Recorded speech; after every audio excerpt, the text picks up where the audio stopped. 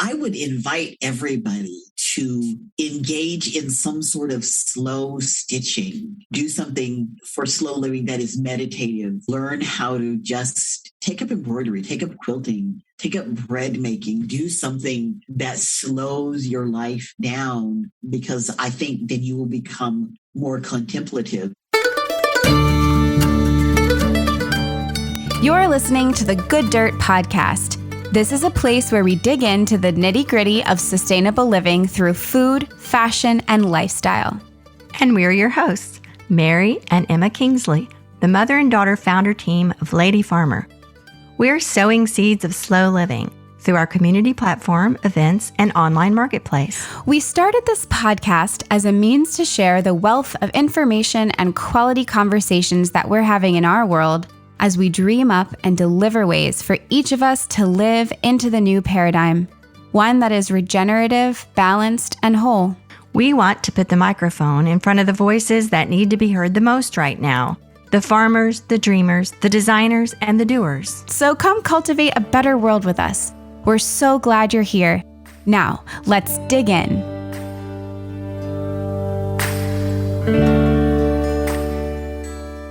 Welcome, Good Dirt listeners, to another episode of The Good Dirt with Mary and Emma.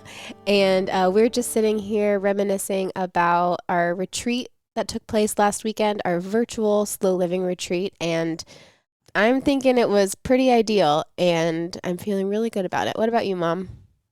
Yes, it was really, really wonderful. I'm just so grateful to all the people that came and participated, and for our presenters and the people that helped us put it on. It was just really wonderful. I'm just still kind of glowing about it. Yeah, it happens every year.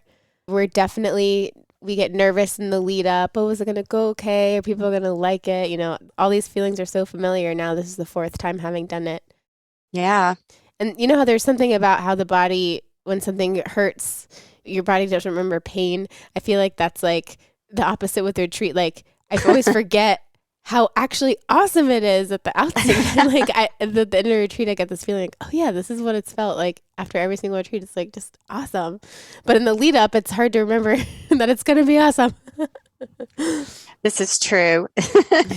but yeah, no, okay. We're on the other side of it now for the fourth time, and we're just as happy as ever about how it turned out, and all of you that were there, thank you so much. Anyway, we'll be posting and reminiscing about it a bit here. And those of you that are in the almanac, you'll be seeing some things about it. And those of you that are in the almanac that were actually at the retreat, there'll be lots and lots of stuff in there. Some links and resources and photos and all kinds of stuff to follow up from our great classes and discussions and everything we did over the weekends. Yeah, we want to see all your fermented mustards for sure, and your embroidery project. Yes. And your 2-year spaces that you've been designing. So, Mom, I really love the way that our Saturday morning coffee chat turned out. With those events, we do leave a lot of space to plan them and see really like what's inspiring us closer to the weekend, to see how the spirit strikes us. And I just really love the program. I have to give you credit, Mom, that you came up with to celebrate the Khalifa. We talked a little bit about her last week. Yes. And a little bit about her on social in the past couple of weeks. But it really just turned into a beautiful discussion about this like feminine energy particularly in winter and the duality of the winter and the spring. I don't know. It was really interesting. It was a true conversation in the Zoom room, which I feel like is kind of hard to do over Zoom, but people were really excited about it. And I think we all learned something from each other. Yes. And you mentioned our discussion about the Khalifa, which is the ancient figure of winter, the winter goddess or the winter hag, if you will. And she comes to us from ancient folklore from several sources. So we sort of fleshed that out and got our heads around what that means for us today and our own experience of winter, of the season, and not just this season of the year, but even the winter of our lives, so to speak. All humans go through some dark times, and sometimes when, you're more uncomfortable, maybe struggling.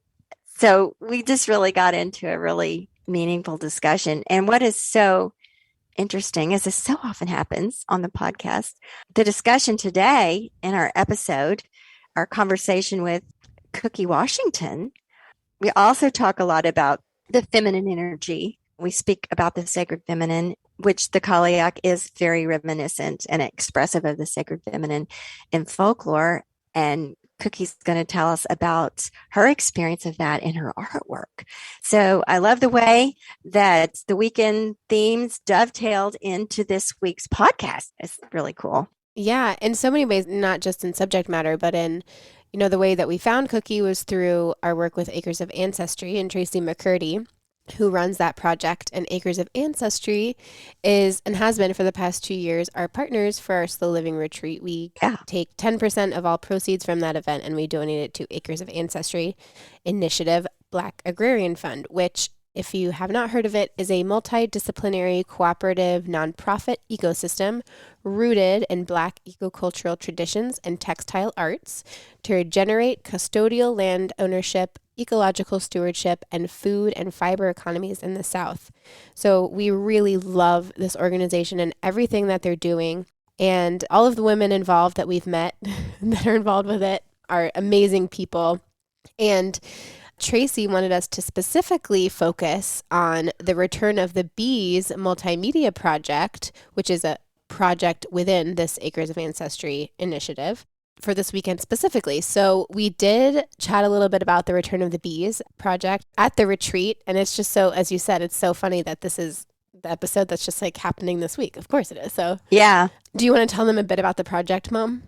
Yes, the Return of the Bees is a multimedia project that traverses the history, evolution, and futurism of Southern Black agrarian material culture and includes fiber arts and heritage quilt making. Cookie herself is a fourth-generation needleworker and has been creating with textiles for more than 5 decades. Her current passion is fiber art muralism that celebrates the divine feminine and the contributions of her African ancestral heritage. For 16 years, she's been the guest curator of the African American Fiber Arts exhibit that is part of the North Charleston Cultural Arts Festival. Cookie teaches Quilt as You Go classes to women in underserved communities. She gives educational lectures for students in public schools, and she donates quilts to charities serving the homeless. One of her proudest accomplishments to date is having been selected as one of the 44 master art quilters to create a quilt to honor President Barack Obama's inauguration in 2009. This conversation with Cookie was especially meaningful to me, especially in regards to my own exploration and writing on the topic of the sacred feminine. And as you will hear, Cookie shares with us some very personal moments and experiences in her journey with her artwork and her quilting and her experience of the divine feminine in her artwork. Yes, it was really a moving conversation. It was definitely one of the more memorable ones for me. We really appreciate, dear listeners, you giving us the space and giving Cookie the space to sort of process everything that we talk about here. And yeah, we just want to let you know there's some sensitive stuff discussed in this conversation, but it's all so good and so important. And we hope that you enjoy it. Thank you so much. And here's Cookie.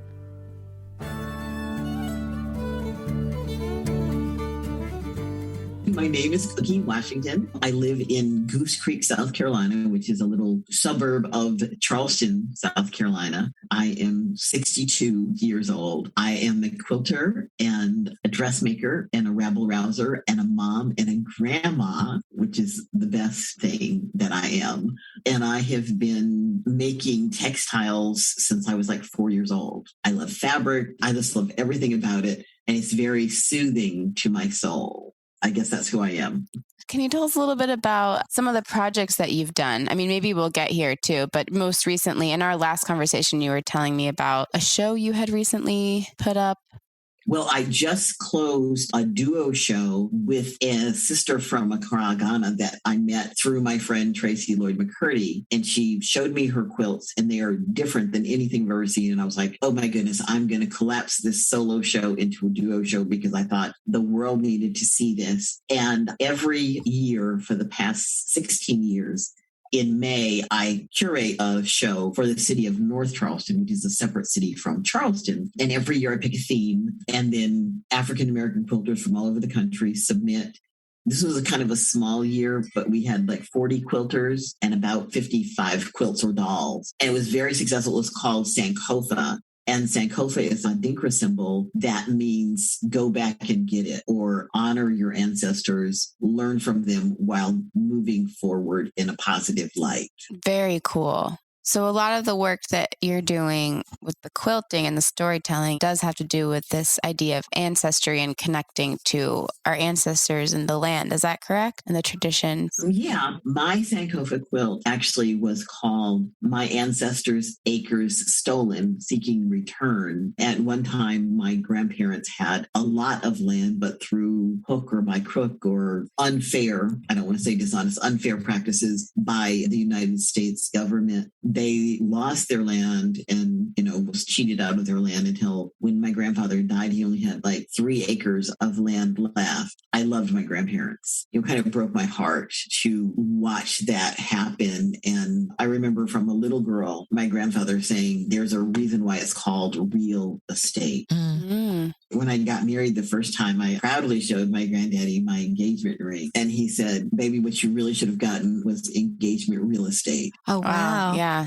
You said a moment ago that you love the symbolism, and I know you use a lot of it in your artwork, particularly bringing up images of the sacred feminine. And I'd love to hear you talk about that a little bit. What does that mean? What does it mean to you? And what are you bringing forth when you integrate that into your artwork? Thank you so much. That's a great question. Until I started quilting, I wasn't really knowledgeable about the divine feminine. And I was raised a Baptist. I am such a Baptist girl. And so as a Baptist, we're like all about Jesus. And we never talked about the Holy Mother, the Blessed Virgin. 15 minutes at Christmas, you talk about Mary gave birth to Jesus. And then when I started quilting, I immediately knew that I wanted to do art quilting and that I wanted to do something that was meaningful, that would either teach me or teach somebody else something, and that would raise the dialogue, particularly African American women, feel good about themselves. And so I was sitting one day with my notebook. I'm a great believer in taking time and listening to whatever can come to you. And so I'm sitting there with a notebook, and something came to me that said, investigate the Black Madonna. Oh, my goodness. And I've never heard of the Black Madonna. And so get on the computer and it's like, what is the Black Madonna? It's like, oh my goodness. And I suddenly find all this information. The very first images of the Holy Family were all Black. Mm-hmm. Yes. But Our Lady of long name in Poland, Our Lady of Poland, was John Paul II's favorite Madonna, I guess, because it was created in Poland. And she's beautifully Black. The Holy Child is Black. I was like, wow, this is amazing. And from learning about her, I learned other things, but I was like, okay, God, I now have all this information. What am I supposed to do with it? And I literally heard verbally God say, make 8 Black Madonnas. Oh my gosh. And so I was like, oh, well, I'll make something else right now. Of course, it failed miserably. And I went back to my notes and it said Black Madonnas. I was like, okay, this is directly a message. So I'm going to pay attention because you're supposed to when you get a message that strongly. So I made the first Black Madonna. She was wild and she had great hair. It made the 3-dimensional hair, crocheting some yarn. So she had beautiful dreadlocks blowing in the wind. And then she was holding the baby Jesus at her breast. So that was the first one. And I felt really good about it. And I felt like, okay, I guess I'm going to do this. And that quilt, I entered in a guild show for our local quilt guild, which is predominantly Euro-American. I didn't realize that there was even racism amongst quilters. I turned the quilt in like on a Wednesday. The show opened on a Saturday morning. So I go to see my quilt and I'm like, oh, excited. There was a competition in several different categories and I couldn't find my quilt. And one of the women there who had never been terribly friendly with me said, somebody messed with your quilt. And I said, where is it? And she said, oh, pointed me in the direction. It was hanging in front of the garbage room.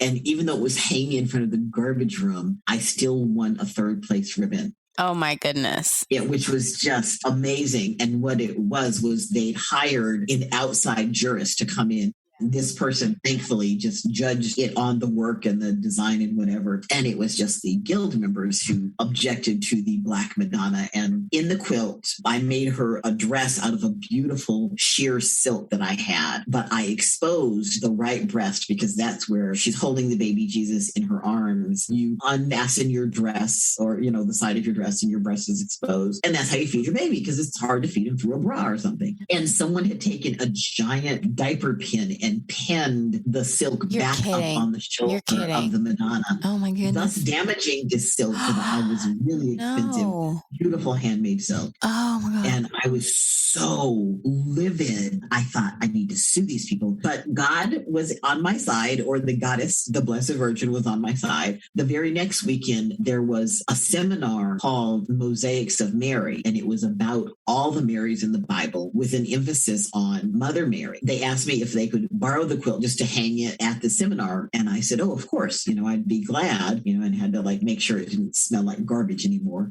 That seminar started on a Thursday and was over on Sunday. Because I loaned them my quilt, I was able to go to the whole seminar. It was really wonderful. I learned a lot more about the Black Madonna. A very famous spiritual person, Reverend Andrew Harvey, was there and talked all about the Black Madonna and how important she was. It was just a wonderful thing. At the very last part of the afternoon, one of the facilitators came and said, someone is looking for you. And I didn't know who this person was. And this woman came up to me and she said, are you Cookie Washington? She said, I have to have that quilt. And I said, okay. And she said, is it for sale? And I said, well, yeah, I guess if it's going to go to a good home. She said, I have a good home. I have to have this. And I said, okay. And she said, how much is it? And I was going to say this one price in the hundreds of dollars. And I started to say a number. And she said, I won't pay more than blank $1,000 for it. And I said, sold. It was my first 4-figure sale. Wow. And it was only like the 4th or 5th quilt that I had ever made. Wow. And it went to a wonderful home in the North Carolina mountains. And the woman was just so thrilled. And so was I. So it kind of vindicated what had happened before. I remember just sitting and working on it, doing the beading, crocheting the hair, sewing the little individual dreadlocks on the baby Jesus. I pray and meditate a lot when I'm quilting. It becomes a very slow, contemplative process. I think it's very good for everybody's mental health. I know very few stressed out quilters. Oh, there's so much I want to respond to in this. This is so exciting to me. I, too, have had an experience in my discovery of the sacred feminine years ago. I would say even 20 years ago, just discovering this concept and it kind of opening up a whole new way of being as a woman. I wrote a little prayer book that I published in 2004 called Prayers and 7 Contemplations of the Sacred Mother.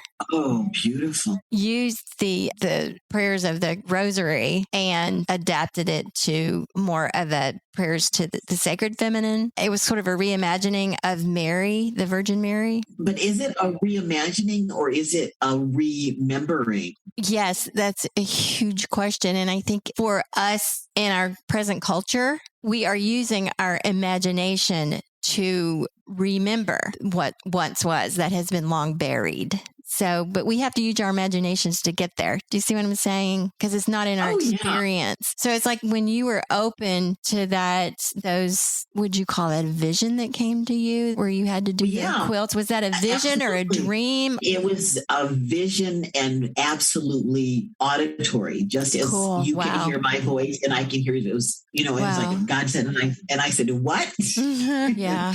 And I also said, I am a Baptist girl. Have you done all 8 at this point? I have not done all 8. Okay. It's coming slow, but a Madonna number 2 was one that I did for my mother. And it was kind of an abstract. And I didn't realize when I made it, it looked very Matisse-like. And I guess I had seen a Matisse piece, but my mom loved it. So she kept it. And then I did a third one that was a small piece that I did around Easter. And it was a more modern mother and child. Mm-hmm. And then the 4th piece I did was probably the most meaningful. There is a song called Angelitos Negros. It's a Spanish song, and it talks about why are there no Black angels in art?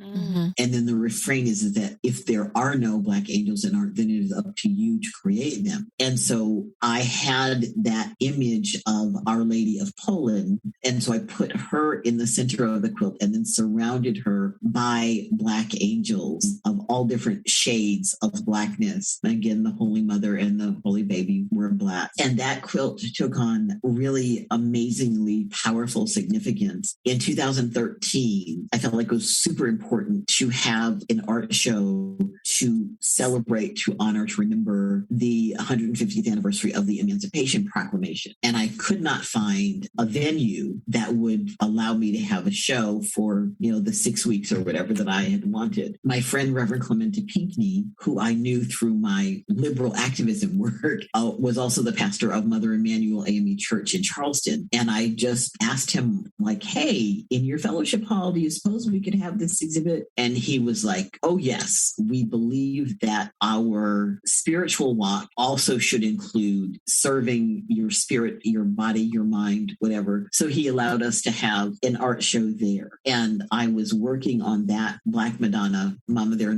yes, there are Black angels. And I showed it to him. He loved it. He was at the time getting his PhD in divinity from Allen University. And so we talked about that. And he, being an AME, like me being a Baptist, we did not have images of Mary in our culture. We're very much male-centered religion, Jesus, the prophets, the disciples, whatever. And he loved it. And so we talked a lot. And the show ended. It was very successful and everybody was really happy. And he said, we'll invite you back again. In April of 2015, he invited us back again. As a matter of fact, requested we do an art show at Mother Emanuel Church. The city was the community was kind of in uproar. A police officer had shot a gentleman in cold blood, literally for no reason. And thankfully, he was immediately fired and arrested, and thankfully, surprisingly convicted. But the city was really on edge. And so Reverend Pinckney said, please come and I don't care, just make an art show, just put something beautiful in the fellowship hall. We'll share it with the community. And I said, okay. And I had finished the Black Madonna by then, and he was just so enamored of it. And I said, Clem, I'd like to give this to you, but I know that as soon as this is over, it's got to go somewhere else, but it'll be back on this date. And he said, great. And so we're both very busy, and we got on our calendars and decided that June the 19th, we could get together. I said, I'm going to bring you the quilt. I'll bring you the rod. He wanted to hang it in his office at the church. So we were going to meet at Saffron. And he was like, I'm so excited. And in September, I'm going to have a whole service about the divine feminine. I'm learning, so much in school, et cetera, et cetera. Reverend Pinckney never made our luncheon because that Wednesday he was murdered along with 8 other people by a white supremacist terrorist. Oh my goodness. Oh my Lord. Yeah. Wow. I'm sorry. Oh, don't apologize. It was, and still is incredibly devastating. I knew so many of the murdered people, and I had known Reverend Pinckney, who was also a state senator for like 15 or 16 years. And he was an amazing young man, full of hope and promise, and walked with such integrity. One of the things that I loved about him was that he was very respectful and loving of women. My daughter suffered a massive heart attack and a hypoxic brain injury as a result of a botched surgery. I was never a member of Clem's Church of Mother Emanuel AME, but through the grapevine, this is what happens when you live in a big city, small town, he knew. And one Sunday after church, he just showed up. She was in the hospital for 31 days. And he just showed up and said, Sister Cookie, I've come to pray with you. And Ariane, this man is a senator and a minister, and he's getting his PhD, and he's also a father and a wonderful husband. And he found time several times to just stop by the hospital and bear witness and pray with us. He was just that kind of man. And to see his life cut down so horribly, it was unbearable.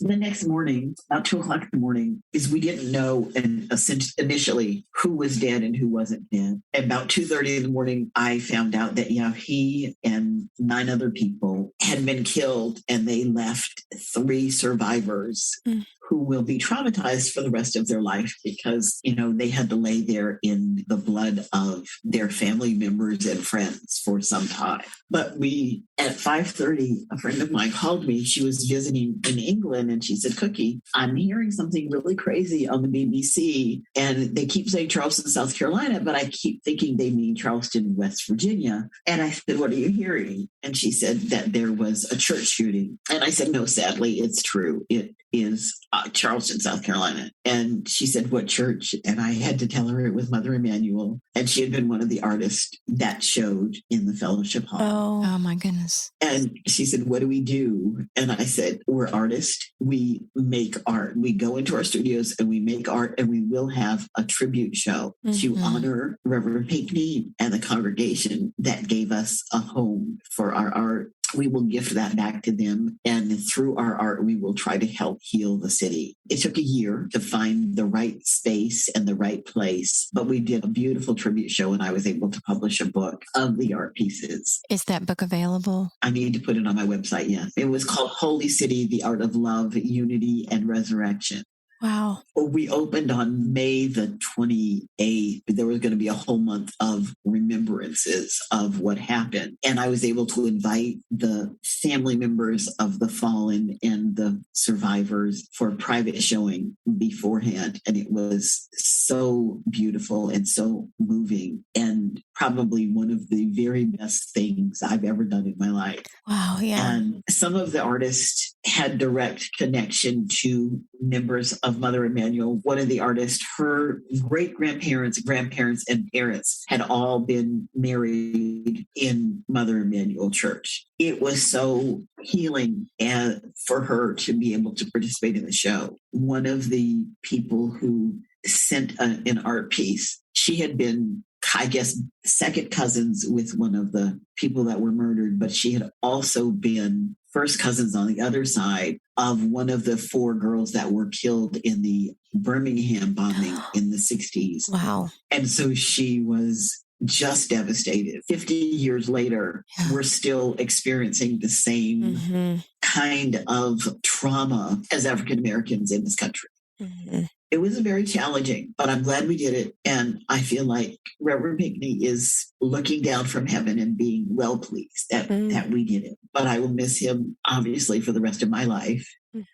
So many people talk about the family members that immediately were able to forgive the shooter, the terrorist, and I'm still not there yet. Yeah. I think forgiveness is a process, and I'm not through that process. But I made a tribute quilt that has Mary embracing Jesus coming off the cross, and Mother Emanuel was in the foreground of the picture. I'm sorry, that was a really sad story. Oh, do not apologize. Thank you No. so much. I feel very honored to be able to hold that. Yeah, it's such just a powerful coming together of so many things there. I'm so struck by the fact that Reverend Pinckney was so open and welcoming and even embracing of the whole concept of the sacred feminine, because in our culture, that's a very threatening idea to a lot of people, particularly people of the church. It is for men in the church, too. Yes. And here he was being like just at the truly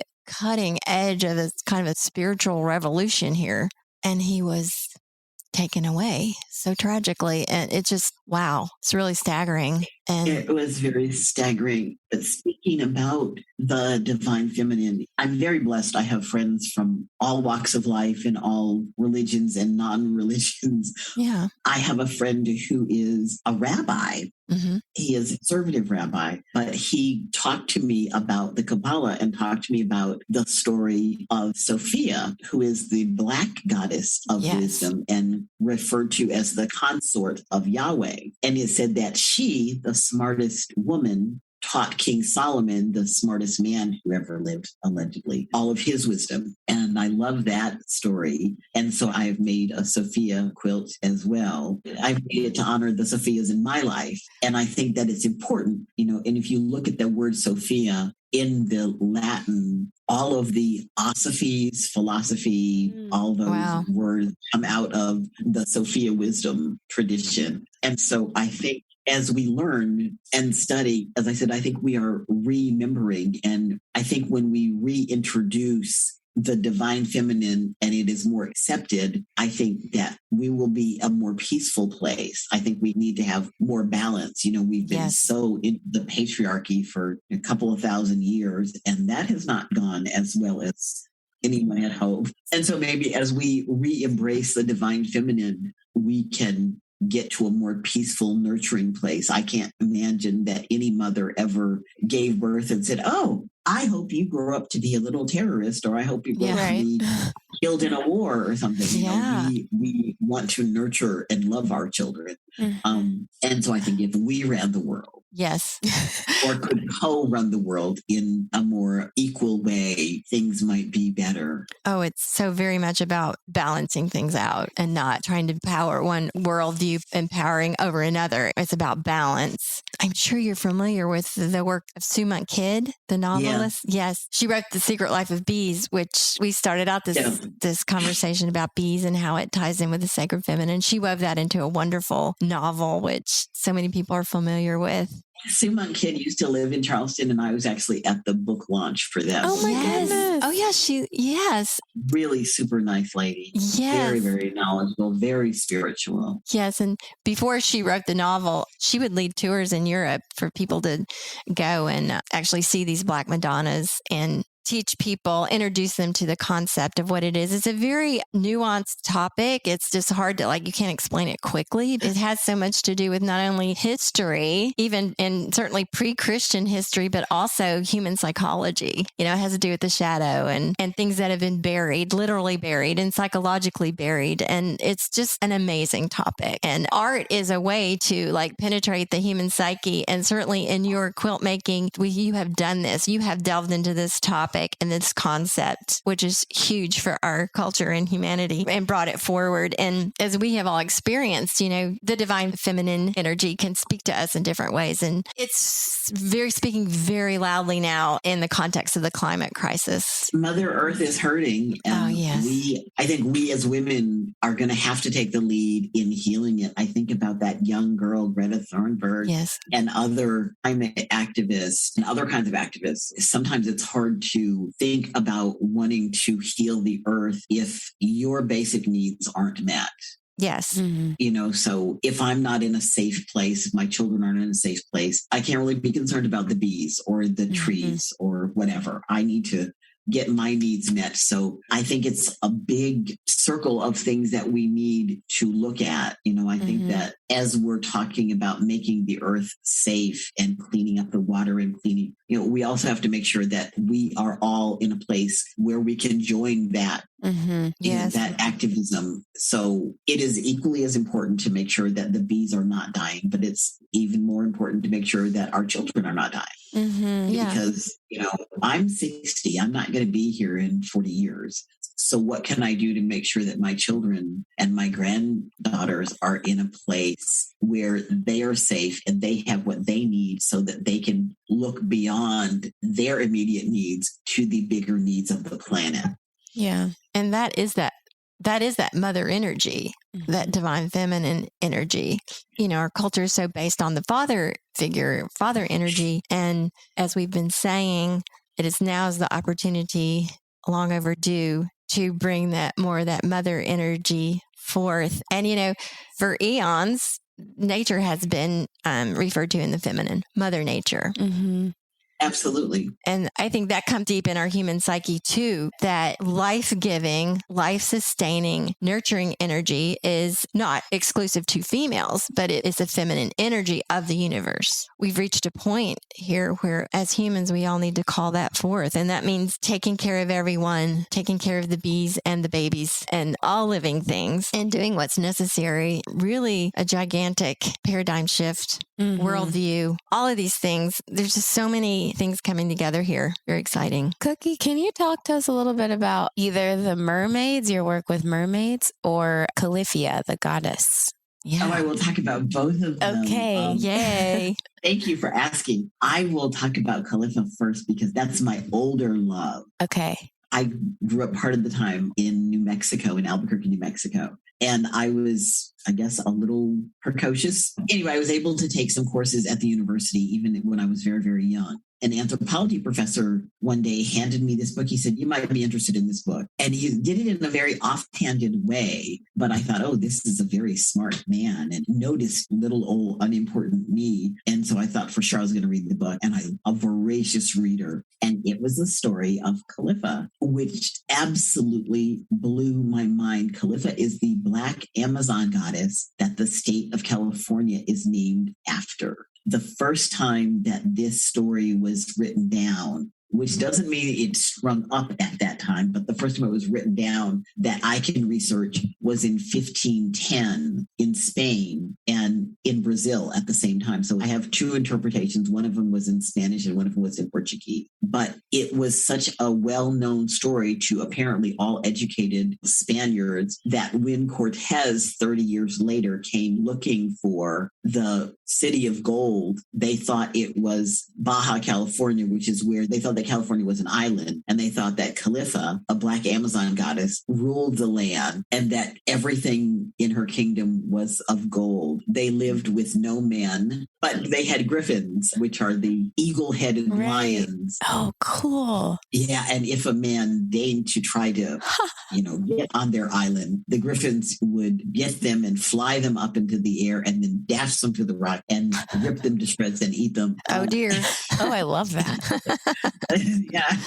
But it said in the book that Khalifa was black as night and was the most beautiful, more beautiful than the blonde-haired one or the red-headed one or whatever. But that is part of hiding the history of the African Americans, even Hispanic history. I had that book when I was 15, and I've moved around a lot since then. I mean, said my dad was in service, then I went to college and got married twice and whatever. And I lost the book. And when I got my first computer in 1996, there wasn't even Google yet. There was Yahoo and Ask Jeeves. Oh, yeah. And I think my first server was CompuServe that then eventually turned into AOL. But you could type in things and sometimes you'd get a hit and sometimes not.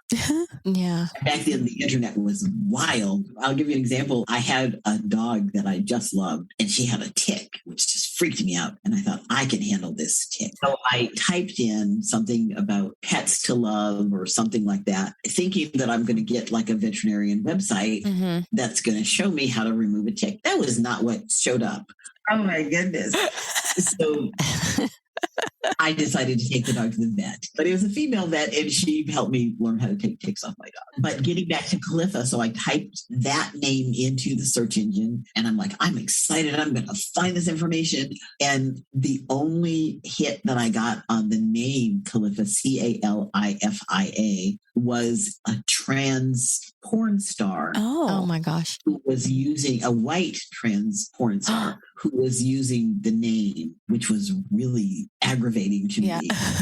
So 3 years later, when Yahoo got better, I was able to find like actual information. Yeah. But there are only two very well-known images of Khalifa. One of them is in the Mark Hopkins Hotel on the top of Nob Hill in California, in San Francisco.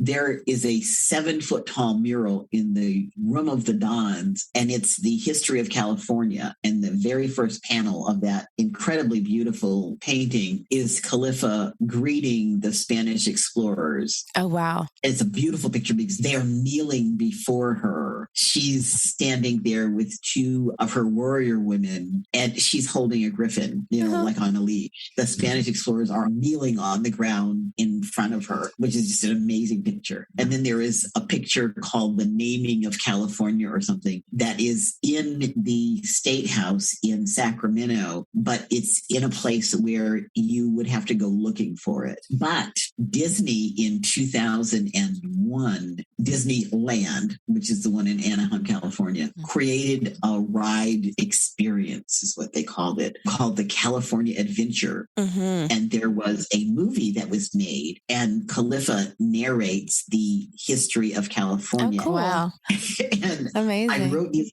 and they have not released the film, but there is a bootleg copy copy of the film on YouTube. Oh, cool. Oh my gosh. I have to type in Khalifa plus Whoopi Goldberg plus California Adventure, and you can see it's a very bad, very grainy, because somebody was not supposed to have recorded it, but it's there, and it's fascinating. I've written Disney 8 different times and asked them if I could have a copy of the film, if I could see it in stills. Once they decide they're not going to show something, you will never see it. Right. So, but anyway, so Khalifa is super important.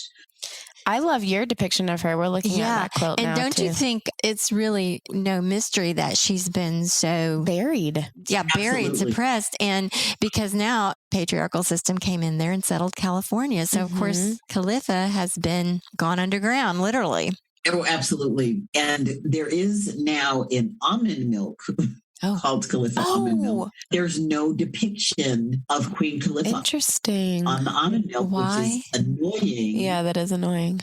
Anyways, I love her. Love Khalifa. You were going to tell us about another the one. Mermaids. Oh, the Black Mermaids came out of my research of the Black Madonna. Oh my gosh. There are virgin birth stories in every culture, religion, whatever. Yes. And in the Yoruba faith tradition, which is West Africa, everything along the coast, they worship water gods and water spirits. And I guess you're looking at Yemaya gives birth to all mankind. That is an amazing story. Yemaya is one of the, I guess, more prominent gods or goddesses in the Yoruba faith. And she was apparently in kind of a disagreement with one of the gods' spirits. He made her mad, and she swam around and started a water spout and a tornado, and was so angry she flung her body onto the earth. She was pregnant, and her womb exploded, giving birth to all humankind. Whoa. Of every race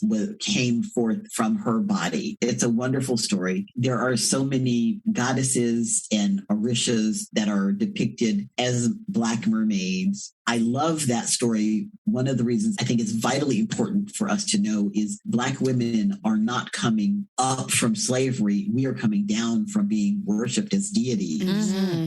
And we need to absolutely remember and re-inculcate that in our spirits. Because if you just graduated from high school in America, if you went to school back east, like I did part of the time, the first Black woman that showed up in my history books was Phyllis Wheatley, who was a poetess and a slave.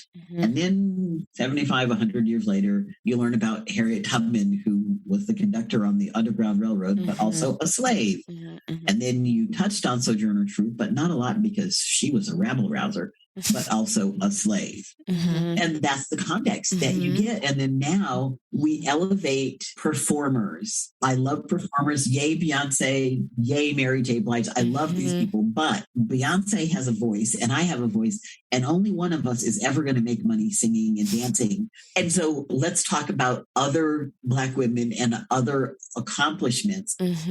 I'm currently making a quilt, and I'm very excited about this, about a woman or someone who was assigned female at birth. I want to say that because I'm still not 100% sure how to language this correctly, but there was a human born a slave. Her name was, at the time, Cathay Williams. She was born into slavery in Missouri. Right at the start of the Civil War, the Union Army came through and took her away from the plantation that she was serving on. And they had the right, apparently, to take enslaved people and press them into service for the Union Army.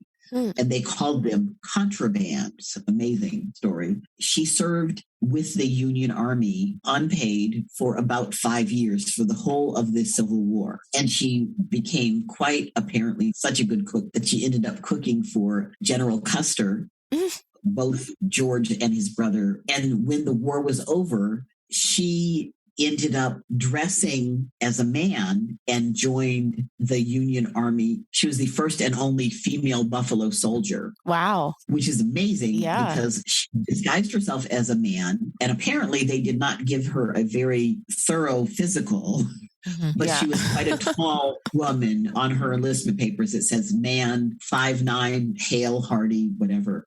And so he served for almost 2 years, walking from Missouri, where he enlisted, all the way to New Mexico and Colorado. And later in life, ended up losing his toes. And for many years, people thought, oh, well, it was because he was a diabetic. She was a diabetic, unhealthy, whatever. But new research has shown that Buffalo Soldiers, who also became the first park rangers, which is very interesting. Oh, I didn't know that. They were protecting people who were going through during the Indian Wars. That was what they were called. And they were not allowed to start fires to cook or to keep warm in the winters, because the smoke would have let the native people know where they were, and they, of course, would have come and killed them, and then there would have been no protection. So she did that dressed as a man for 2 years, and then got very sick with smallpox. And finally, it was revealed that she had female genitalia and was honorably discharged from the Army. We have her discharge as well as her enlistment papers. Wow. And then for a time, she moved to Colorado, again, disguising or dressing. I don't know, I want to say disguising, but presenting as a man, and worked as a man. And then at some point converted back to dressing as a female, married very briefly a man, and he stole from her. And she bravely, a free woman in Colorado, had her husband arrested because he stole her team of horses and her money. This is just a fascinating story. Wow. But then at the end of her life, she became very sick and apparently mentally sick, and ended up dying in a sane asylum. That's what they were called then in 1911. But what an amazing story and history. Yeah. I'm still researching this person. I wrote the person who's been doing the majority of research, and she said someone donated to a library in Pueblo, Colorado, the actual medical journals from this sane asylum. Oh, wow. And she was documented as William Cathy. And then in parentheses, it said Catherine Williams.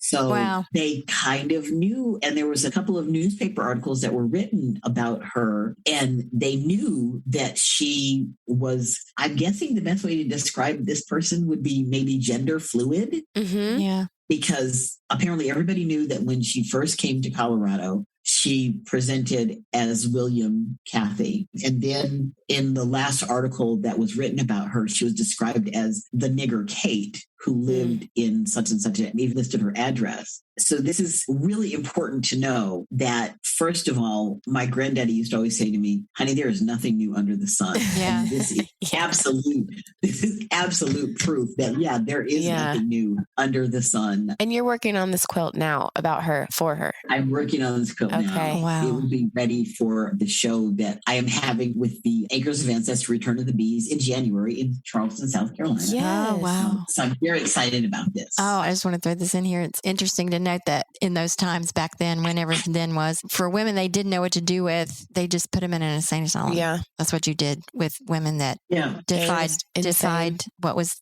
deemed as reason. So, Well, thank you for making her quilt. I cannot wait. I know, it's so exciting. I'm so excited to learn about them. I'm just thrilled. Like I said, I really want to be very respectful of making sure that I get the pronouns right. Right. And so as I'm moving through creating blocks about his or her story, I'm changing, when he lived in Colorado, in Trinidad, Colorado, when she moved to Pueblo, Colorado, then she did this. So I'm trying very hard to be careful, but I'm so excited because we tend to think we're very narrow-minded and we don't know history. And we think, oh, this whole trans thing just happened a couple of years ago. It's trendy. It's like, obviously not. Yeah, it's amazing. Well, we'll need to get more information from you when this episode comes out about that show in January. This might be airing a little bit closer to that time. So if anyone's listening and is interested in any of this and seeing any more of I will have it on my website. Perfect. And we right now don't even have a good working title. Okay. Right now it's presenting the permanent collection of the Acres of Ancestry, Return of the Bees. And it will be in Charleston, South Carolina. It will be at the City Gallery at Waterfront Park, which is the most beautiful place. And it will open January 17th and run through Black History Month, so the end of February 2022. Oh, please come. It'll be great. We will. There'll be people who will be teaching classes. And we can go to that pizza place. Oh, absolutely. Charleston is a great food town. Yeah. So now, Cookie, we have a couple more questions for you before we wrap up. Sure. So, Cookie, what does the good dirt mean to you? And this can be literally or metaphorically or any way you want to answer it. Good dirt means to me loving the earth. We stand on good dirt. Sometimes it's not as good as it should be, and it is our job to make it good dirt. That's the first thing that comes to mind. But then second is, honoring the earth. It is the good earth, the good dirt. Even if we don't farm, I think it's important that we all try to grow something, to have that respect. The earth feeds us. Not only I'm in love with kale, all kinds of kale. So I get my kale from the good dirt, but it also grows the grass and the wheat that feeds the cows. And I'm not a vegetarian, so I will eat cows. Cookie, is there anything else for today that you would like to leave our audience with, or anything that you want folks to understand about the work that you're doing? I would invite everybody to engage in some sort of slow stitching, do something for slow living that is meditative, learn how to just take up embroidery, take up quilting, take up bread making, do something that slows your life down, because I think then you will become more contemplative. And when we are in contemplation, that is when we can, as I say, remember who we are in a spiritual, transformative sense. That would be what I would love for people to do. Oh, yes. And go find some bees and talk to them. They're magical. I honestly think we need to apologize to the bees. Yes. Because they have been trying to tell us for many years now, y'all are in trouble. And you're not paying attention to that. The bee is a very powerful symbol in the motherland. In the Xhosa culture, the Mandiba clan, a visitation by the swarm of bees is presumed to be a message from the ancestors who would like the family to do something for them, or they are returning to do something for the family. In the Petty culture, a swarm of bees in your yard is always taken as a symbol of the ancestors, bringing good luck to the family. You then thank the ancestors accordingly, acknowledge their presence, and let them know that you anticipate the good wishes or blessing. I think we need to, as we call our group, return to the bees, get into the hive mind. Bees help each other and they sustain us. I think that's very important. Oh, Cookie, thank you so much for that. And thank you for coming and being with us today in this very, very important and profound conversation. We really appreciate it. Yes, thank you so much. It's such a joy to be speaking with you and to listen to your stories. And I just can't wait for the next time, because I'm sure we'll be doing this again. Yes. Oh, well, thank you so much. It was wonderful. I'm honored that y'all asked me. You have a wonderful day, ladies. You too. You too. Bye-bye.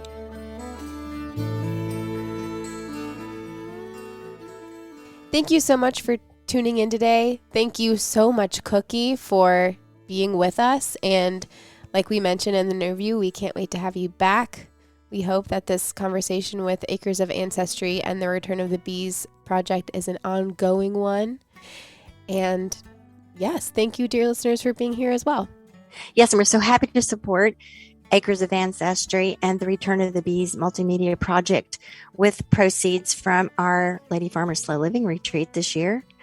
And thank you all so much for being with us, and stay tuned.